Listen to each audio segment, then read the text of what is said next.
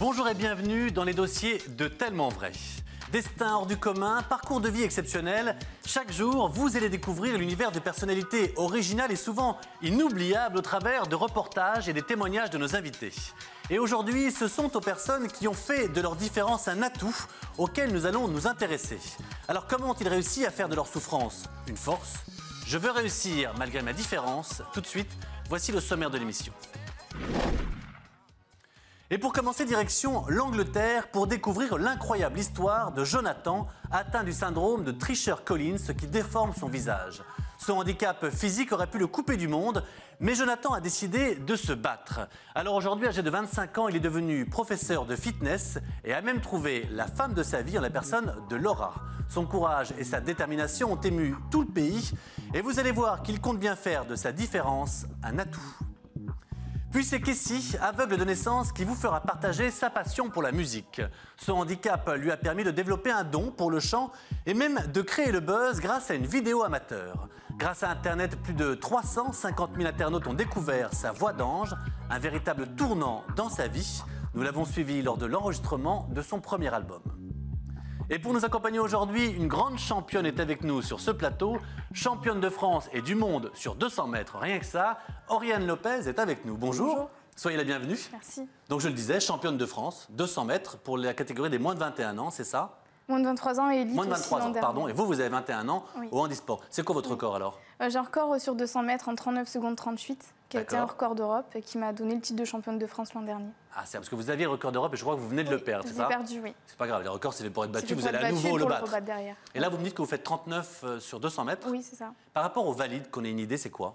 Les records valides tournent autour de 22 secondes, enfin même un peu moins chez les femmes sur 200 mètres. D'accord. Après, il faut savoir qu'en handicap debout, je suis le handicap le plus lourd. Voilà.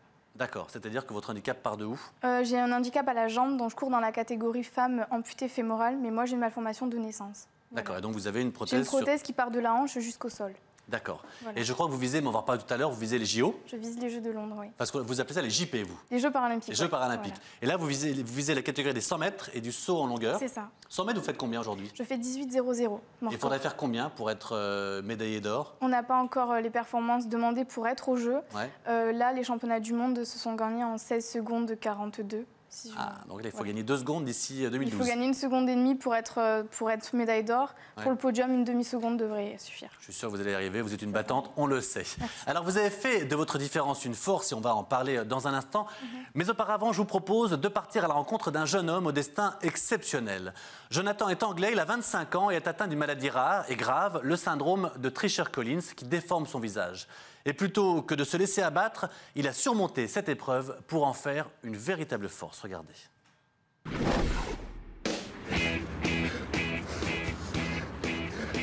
Jonathan Lancaster n'est pas un jeune homme comme les autres. Il souffre d'une maladie rare, le syndrome de Treacher-Collins, un défaut génétique qui déforme la structure osseuse du visage pendant la grossesse. Abandonné dès la naissance par ses parents biologiques, Jonathan a été recueilli par Jean à l'âge de 5 ans et vit encore chez elle aujourd'hui. Quand je l'ai vu, je me suis demandé comment sa mère avait pu l'abandonner. Oui, il était différent, mais j'ai eu tout de suite envie de m'en occuper. J'adore les bébés. Et quand je l'ai pris dans mes bras, j'ai eu envie de le pouponner. Mais tout l'amour de Jean ne peut effacer le traumatisme que ressent Jonathan d'avoir été rejeté par sa mère naturelle. Le rapport stipule que ma mère était horrifiée par mon apparence physique et qu'elle n'a ressenti aucun instinct maternel. Elle a quitté l'hôpital au bout de 36 heures. Ce rapport m'a beaucoup fait souffrir et j'ai de la peine chaque fois que je le relis. Adolescent, j'ai cherché à comprendre comment peut-on s'aimer quand vos parents ne vous aiment pas. Et à chaque fois que je lis ça, ça me revient. Comment peut-on faire ça à son enfant? Depuis, Jonathan a appris à vivre avec ce visage, même si certains traits le gênent encore. Tout le monde a du blanc autour de l'iris, mais c'est régulier. C'est esthétique. J'aimerais être comme ça, mais vu la forme de mes yeux, c'est plutôt moche. Et mon nez de travers, ça m'agace. Et mes dents. J'aurais dû m'en occuper quand j'étais jeune, mais j'en avais tellement marre de faire des allers-retours à l'hôpital que j'avais pas envie d'avoir un truc en plus dans la bouche et des visites supplémentaires. Alors pour compenser son handicap, Jonathan prend particulièrement soin de son corps. Et cela passe d'abord par un régime alimentaire spécial. Je mange 3 œufs au plat au petit déjeuner. Ensuite, je prends des substituts de repas 2 fois par jour. Mais c'est surtout grâce au sport que Jonathan a pris confiance en lui. Chaque jour, il s'entraîne plusieurs heures dans ce club, où il a également trouvé du travail comme animateur fitness.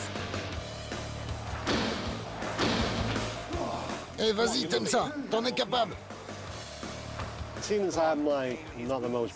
Je sais que je ne suis pas le plus beau du monde, alors inconsciemment, j'essaie de compenser en ayant un corps parfait. Quand je fais du sport, je me sens en forme. Vas-y, continue, continue. Continue. Allez, c'est bon.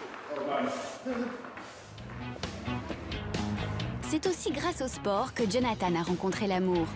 Il y a 3 ans, il croise Laura, 19 ans, dans son club et depuis, ils sont inséparables. Il est particulier, mais je le trouve séduisant quand même. Il est très bien foutu, il s'habille bien et j'aime ses cheveux. En fait, à mes yeux, c'est un ensemble. Au début, il me disait « Regarde, touche mes fossettes ». Il voulait que je touche son visage et moi, je me disais « Waouh, ça fait bizarre ». L'histoire de ce jeune couple atypique a fini par attirer l'attention des médias. On a reçu un appel hier pour nous annoncer qu'on allait passer à la télé. Il était super excité.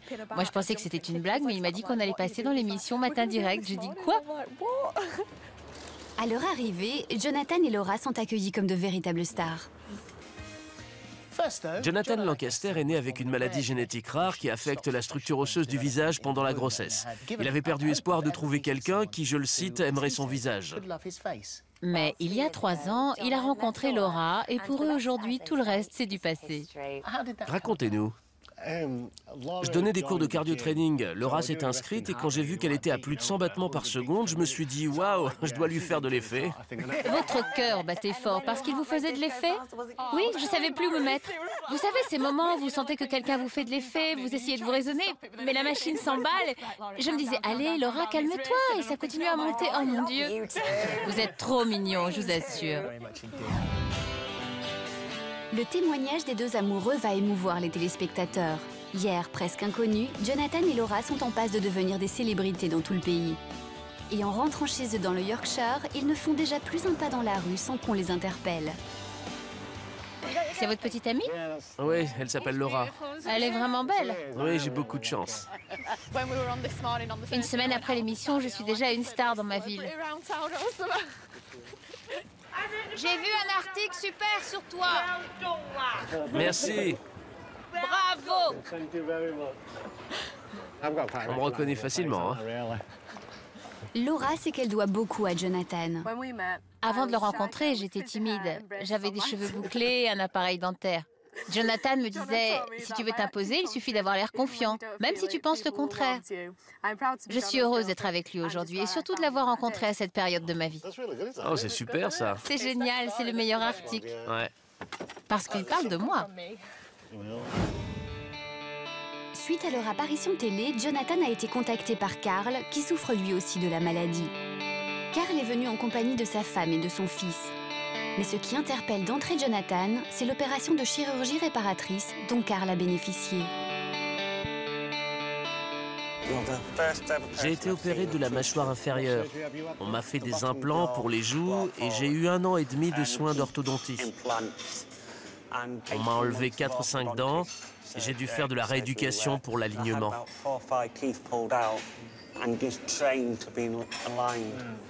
Vous êtes satisfait du résultat? Oui, très. Ça m'a redonné confiance en moi. Le syndrome de Treacher-Collins touche environ 1 personne sur 50 000, essentiellement des garçons. Bien qu'un diagnostic prénatal soit possible, la maladie possède une composante héréditaire et c'est une source d'inquiétude pour le jeune couple. Vous êtes le seul malade qu'on connaisse dont l'enfant n'a pas hérité de la maladie. Ouais, tous les parents dont on a entendu parler ont au moins un de leurs enfants qui est malade.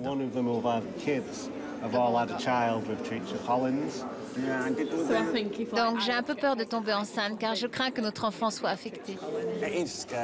C'est vrai que ça fait peur. Mais ce n'est pas du 100%, la preuve. Il faut juste savoir si vous êtes vraiment prêt à prendre le risque. Oui, c'est vraiment la question qu'on se pose. C'est la première fois que Jonathan rencontre un autre malade. Ça fait 25 ans que j'essaye de parler de ma maladie aux gens. Et ils me répondent toujours oui, je vois ce que tu veux dire, sans savoir vraiment. Mais Carl, il comprend parfaitement ce que je ressens. Et ça m'a fait du bien de parler de ça avec lui, surtout sur la question des enfants. Laura, elle, a surtout été impressionnée par les résultats de la chirurgie. J'étais curieuse de voir à quoi il ressemblait. Parfois, en le regardant, je voyais les marques de la maladie, mais sous certains angles, je me disais... Il ne souffre pas du tricheur Collins. Oui, c'est exactement ça. Mais Jonathan préfère rester tel qu'il est. Ma chirurgie à moi, c'est ma coupe de cheveux. C'est de faire du sport, de bien m'habiller, de cultiver mon bronzage. En quelques semaines, Jonathan est devenu une sorte d'ambassadeur auprès des familles touchées par la maladie. Un rôle qui lui tient particulièrement à cœur. Bonjour Ellie. Héloïse? Tu préfères qu'on t'appelle Ellie ou Héloïse? Héloïse. Oh, merci. Elle l'a fait pour toi. J'avais hâte de te rencontrer. Dommage qu'on ne se soit pas connus plus tôt. Au moment de sa naissance. C'est ça. On se serait dit, bon, c'est pas un drame. La mère d'Héloïse revient alors sur les moments difficiles. Quand elle est née, on était vraiment bouleversés. On ne voulait pas y croire. Ça paraissait incroyable. On n'était pas préparés à ça. Vous pensiez vivre un moment merveilleux et vous tombez de haut. Au début, on n'avait pas une seule lueur d'espoir. Et quand on est rentré à la maison avec Ellie, ça a été vraiment très dur. Un témoignage bouleversant qui touche profondément Jonathan. Je peux imaginer ce par quoi tes parents sont passés. Il faut rester positif. Après tout, j'ai plutôt réussi ma vie malgré ça. Aujourd'hui, Jonathan a été invité à parler de sa maladie devant des enfants de l'école Hermitage à St. John's. Mais alors qu'il s'attendait à parler devant 200 enfants, ils sont près de 400 à être venus l'écouter. De quoi lui faire perdre ses moyens. Bon, salut tout le monde. Désolé, je n'ai jamais fait ça de ma vie et je suis un peu stressé. Je perds un peu mes moyens quand je suis devant beaucoup de monde à cause de mon physique. J'ai une vis dans la tête pour fixer ma prothèse auditive. Je vais vous montrer ça. Oups. Les débuts sont un peu difficiles, mais Jonathan trouve vite le ton. Sans cet appareil, j'entends rien. Quand j'étais à l'école, je disais à mes copains que c'était une calculatrice qui me permettait de tricher à toutes mes interros. Et ils me croyaient tous. Vous êtes né comme ça? Oui, je suis né comme ça. Vous savez, c'est déjà difficile. Alors je me serais bien passé du jugement des autres. C'est pour ça qu'il faut toujours être tolérant avec les autres, être le plus compréhensif possible. C'est qui ton meilleur ami? Mon meilleur ami, c'est Laura, ma meilleure amie. Il se sent un peu obligé de dire ça. Oui, c'est parce qu'elle est là. Jonathan, je tiens à vous remercier. Pour Jonathan, ce moment passé avec les enfants est comme une récompense pour le chemin parcouru. Au revoir tout le monde. We would like your autograph. Thank you. Les médecins pensaient que je ne pourrais jamais marcher ou parler normalement. Les entraîneurs de foot ou de rugby me considéraient comme un handicapé. Mais j'ai déjà couru des marathons. Il y a même eu des gens qui me parlaient comme ça. « Hey, tout va bien, vous voulez un ticket ?» Et en me parlant lentement, comme si j'étais un handicapé. À tous ces gens, je voulais montrer ce dont je suis capable. Grâce à ces moments, peut-être parviendra-t-il un jour à surmonter le rejet de ceux qui l'ont mis au monde. Voilà pour le portrait de Jonathan, et Oriane, championne du monde sur 200 mètres en handisport, est avec nous. Soyez toujours les bienvenus. Ça va bien? Ça va, merci. Quand vous voyez le cas de Jonathan comme ça, qu'est-ce que ça vous inspire? C'est un handicap de naissance comme le mien. Ouais. Et je vois qu'il a su faire face tout au long de sa vie et se dire qu'il a eu conscience de son handicap, de voir qu'il avait des défauts physiques et qu'il a su s'entretenir pour aller au devant des difficultés dans la société et qu'il a eu confiance en lui pour trouver l'amour et réussir sa vie. Il ne s'est pas mis de barrière et puis ça lui réussit.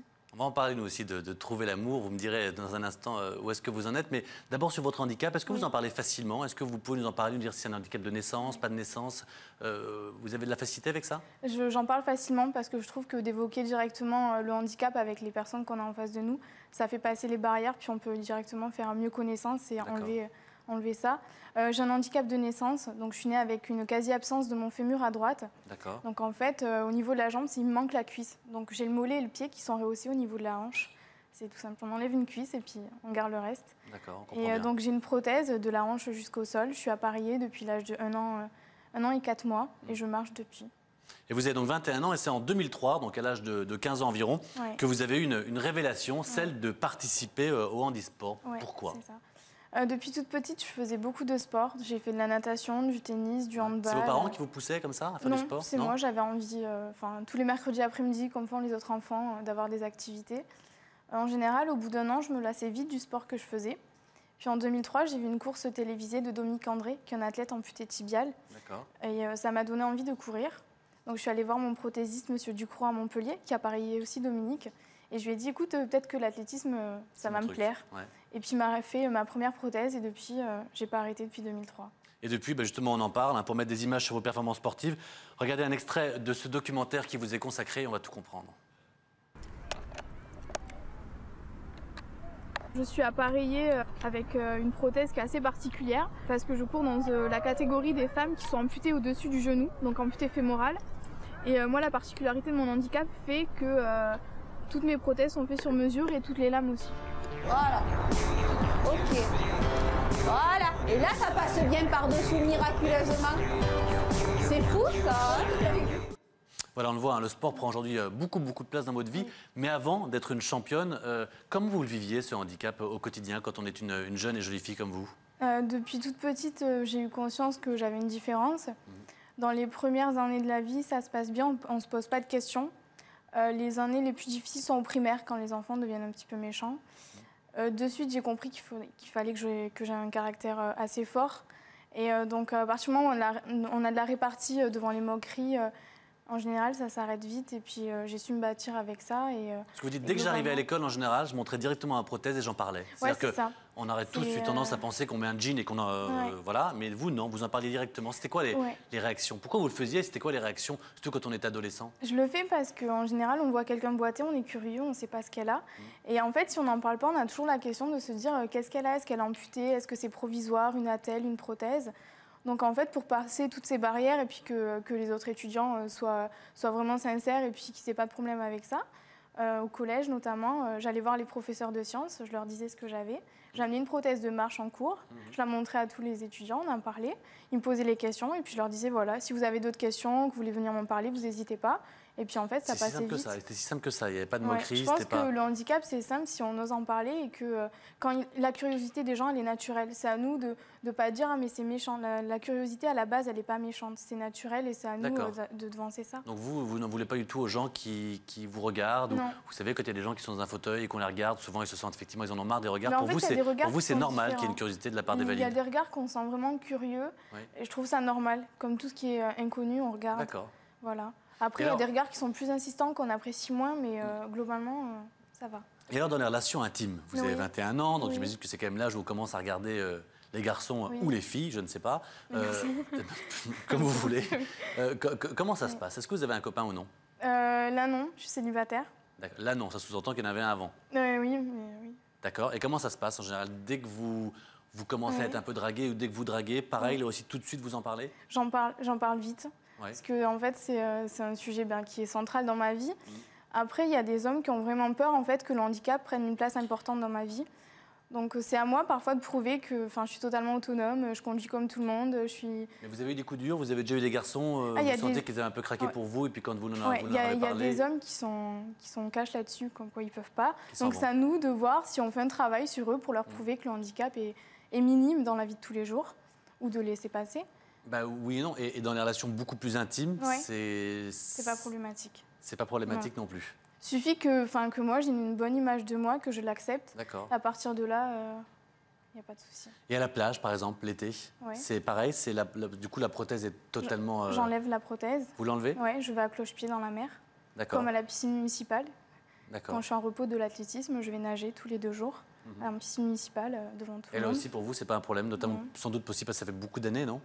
Oui, parce que je me dis que si chaque fois que le handicap il est visible, on le cache, je vis pas, quoi. Donc j'ai eu conscience de ça et je ne peux pas priver de le montrer parce que quand je cours comme ça devant les enfants le mercredi au stade, les enfants me voient, me regardent, ils viennent me parler. Elle est où ta jambe? Enfin, c'est normal. C'est vraiment extrêmement naturel. Et alors vous êtes parallèlement conseillère municipale à Pignan, dans l'Hérault. Alors je ne sais pas pourquoi. C'était pour faire avancer la cause des handicapés ou parce que la politique vous passionne? Oui. Et à 21 ans quand même, c'est un peu... Depuis toute petite... Conseillère municipale, non? Ouais. De toute petite, j'ai eu l'envie de m'investir dans la société. À l'âge de 12 ans, j'ai demandé à maman de créer une association pour les handicapés. Donc, elle a une association à Pignan qui s'appelle Clin d'œil. Ensuite, dès toute petite, j'ai eu envie d'être élue pour essayer de faire bouger les choses. Donc, plus tard, vous avez vraiment des velléités de politique à des niveaux assez importants? Oui, maintenant, c'est vrai que j'hésite beaucoup puisque je suis quand même en médecine et que ça va être une part importante de ma vie. Mais j'aime bien m'investir sur le terrain et donc à l'âge de 18 ans, j'ai été élue conseillère municipale dans ce village-là. Dis donc. Et parce qu'il faut dire aussi que parallèlement, vous faites aussi des études de médecine. Voilà, c'est ça. Et là, vous dites, c'est assez amusant, vous vouliez être aide-soignante à la base. Oui. Et puis certains vous ont dit, ça va être un peu compliqué, ça va être un petit peu dur, c'est fatigant. Voilà. Et vous, dès qu'on vous lance le moindre défi, vous vous êtes dit, du coup, ça ne sera pas aide-soignante, ce sera carrément médecin. C'est ça, c'est que j'hésitais beaucoup, je voulais être prothésiste, puis c'était pas possible financièrement. Donc je faisais toutes les portes ouvertes. Donc les IUT, tout ça. Puis je suis rentrée dans une salle où il y avait de la doc pour aide-soignante et infirmière. Donc moi, j'étais curieuse. Puis la dame qui m'a vue rentrer m'a dit « Vous boitez ?» J'ai dit oui. Elle m'a dit « Bon, je te donne pas les documents, ça sera trop difficile pour toi. » Je suis rentrée chez moi, j'ai vu ma kiné. Elle m'a dit « Écoute, t'as le mental, fais médecine. » J'ai décidé de faire médecine le mois de mon bac et 2 mois après, j'étais à la fac. Dès qu'on vous provoque, vous démarrez. Ouais. Vous êtes en 4e année? Je suis en 4e année médecine. Et le but, c'est quoi? C'est d'être médecin rééducateur. Médecin rééducateur. Oui, c'est ça. Et alors, autre défi, visiblement, maintenant, c'est les JO. C'est en 2012, on en parlait tout à l'heure. Pourquoi, là aussi, c'est quoi? Est-ce que c'est pas une sorte de revanche sur la vie, un petit peu, non? C'est quoi? C'est un objectif. C'est l'aboutissement ultime, les JO? Ça sera sûrement un aboutissement, peut-être ultime. Je ne sais pas encore si j'arrêterai juste après ou pas. Mais c'est vrai que je ne suis pas allée aux Jeux de Pékin. J'ai su rebondir et j'ai envie d'aller aux Jeux. Je me dis que mes études, maintenant, c'est lancé. Il n'y aura pas de problème. Je serai médecin. Donc, je vais prendre le temps et je vais tout faire pour aller aux Jeux et être forte là-bas. On vous suivra aux Jeux paralympiques à Londres en 2012. On vous souhaite évidemment de cartonner. Merci. Et maintenant, voici la formidable aventure de Kessie, un jeune aveugle de 23 ans. Doué pour le chant depuis l'enfance, Kessie a décidé de faire de sa voix son plus grand atout. Alors après avoir cartonné en postant des vidéos de lui sur le net, eh bien, il est sur le point de réaliser son rêve et de devenir une star. Regardez. Nous sommes à Clermont-Ferrand. Voici Kessie, 23 ans, non-voyant. Il n'a qu'une passion, le chant. Allô Chou, je suis déjà à Jode là. Ah bon, mais alors j'arrive, ok? Ouais. Dans 10 minutes. 10 minutes c'est trop là. Quand il se trouve place de Jaude, Kessie est déjà prise à partie par des fans. Il en raffole et n'hésite pas à faire le show. Oh, Kessie, c'est de la bombe! Oui. Shawty's like a melody in my head that I don't keep coming and singing like na na na na every day. Get my heart goes coming replace. Effet scotchant et succès assuré pour le jeune non-voyant.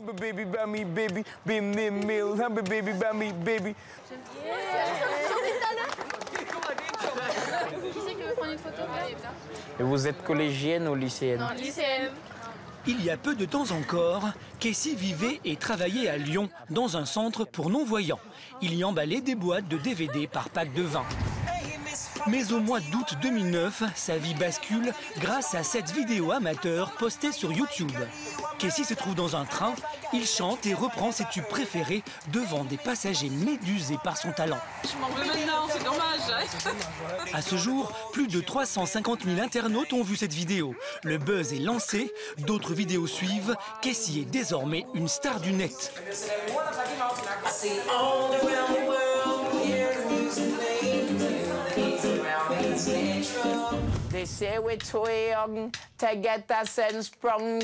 C'est toujours en chanson que Casey finit par retrouver Sonia dans l'une de ses boutiques préférées. Une amie qui fait partie de ses premiers fans. Let's together. Very design, you're one of a kind, but you mash up my mind. You have to get it. On fera un duo tous les deux. Si tu veux. Prochain clip, tu es dedans. Tu te souviens, c'est la première chanson que tu m'avais fait écouter, que tu avais chanté. Prochain clip, je te On promets. s'était rencontrés dans une rue, là, avec une amie antillaise. Et c'est la première chanson qu'il m'a chantée, je m'en souviens. C'était incroyable. Je l'ai entendue, j'y ai pas cru. Non, franchement, c'était magique. Et quand on est un chanteur magique, mieux vaut soigner son look. Pour reconnaître et choisir ses vêtements, Casey fonctionne au toucher.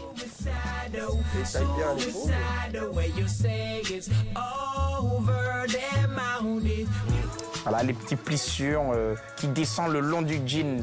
Alors là, ça, j'adore. Ça fait trop mec branché. Sa joie de vivre et sa faculté d'adaptation permettent à Casey d'avoir une relative autonomie. Pour la musique comme pour le chant, Casey a toujours tout appris par lui-même en écoutant simplement la radio.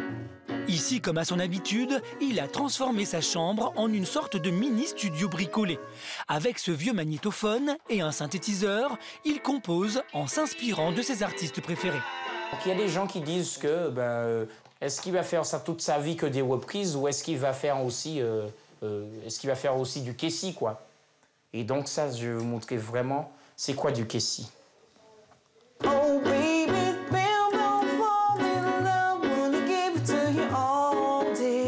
Né aux Antilles, Casey a passé une grande partie de son enfance aux États-Unis avant d'arriver en France métropolitaine à l'âge de 17 ans. Quand il crée, il chante en anglais et parle d'amour.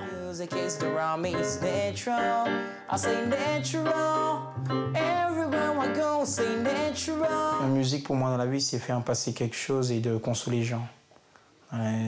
Dans ma vie aussi, ça m'arrive de chanter et de pleurer.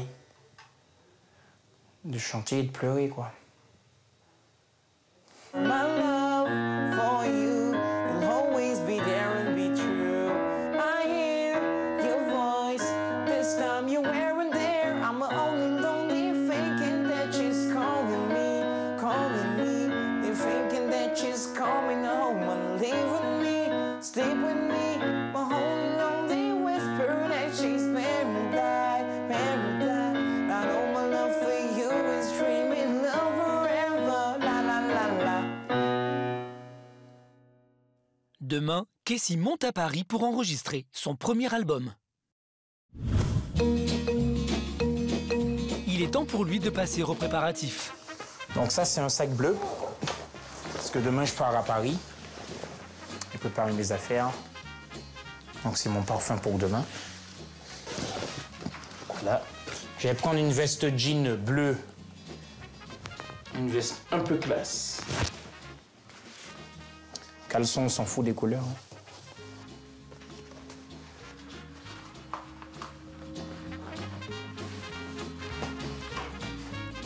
Et en route pour Paris.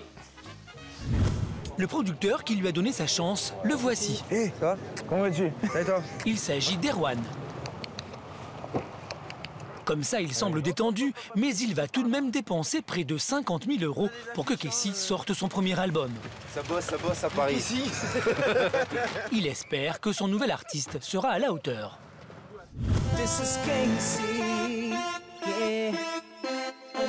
Ce clip date de décembre 2009. Il s'agit de la première collaboration entre Casey et Erwan. C'est au moment du tournage que le DJ et producteur Erwan a un coup de foudre vocal pour Casey. Plus qu'un simple clip, il décide alors de produire ce jeune artiste qui certes a fait un buzz sur le net, mais n'a pas de véritable expérience et seulement quelques cours de chant à son actif. Quand tu la tristesse dans mes yeux, toutes les routes de la rivière sont dans mon cœur au cœur. Exagère bien l'addiction. Jimmy Sissoko, auteur, compositeur et réalisateur, est une des valeurs sûres du R&B. Il est réputé pour son exigence sans faille. Parfois. Parfois? Voilà. Parfois, je peine à les trouver. Dès que tu as des R, fais-les bien R. Il a l'habitude d'imiter les gens. Donc là, ce qu'il y a, c'est de trouver une couleur vocale propre à lui. Et on essaie de travailler ça sur les premiers titres qu'on bosse ensemble, quoi. Au bout de 5 heures, Jimmy n'a toujours pas obtenu ce qu'il voulait.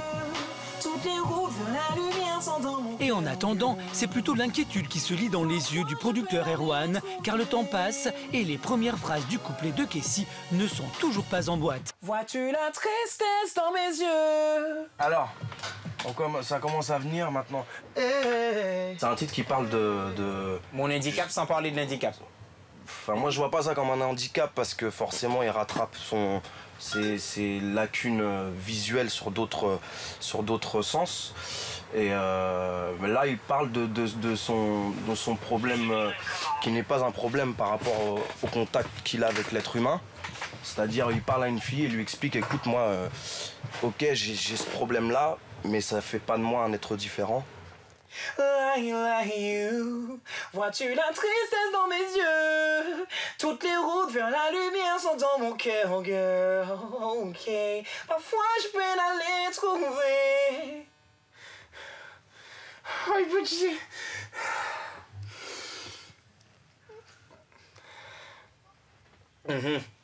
Prends-moi un mouchoir, s'il te plaît. Tu veux qu'on mette un seau en dessous de toi? Non, c'est bon. Jimmy plaisante, mais c'est sans doute le fameux déclic qu'il attendait. Kessie ressent enfin sa chanson et délivre une véritable interprétation. Vois-tu la tristesse dans mes yeux? Toutes les routes vers la lumière sont dans mon cœur, girl. Parfois je peine à les trouver. Toutes mes excuses de ne pas être parfait. Elle est bien, ça là. L'entrée est bien, hein? Non, ouais, écoute ça. Je crois que c'est la mieux qu'on ait, je crois, non? Que je me disais que du premier coup j'allais réussir et non, et c'est de là que j'ai découvert que la vie d'artiste n'est pas facile. Mais bon, comme on dit, il faut souffrir pour être beau.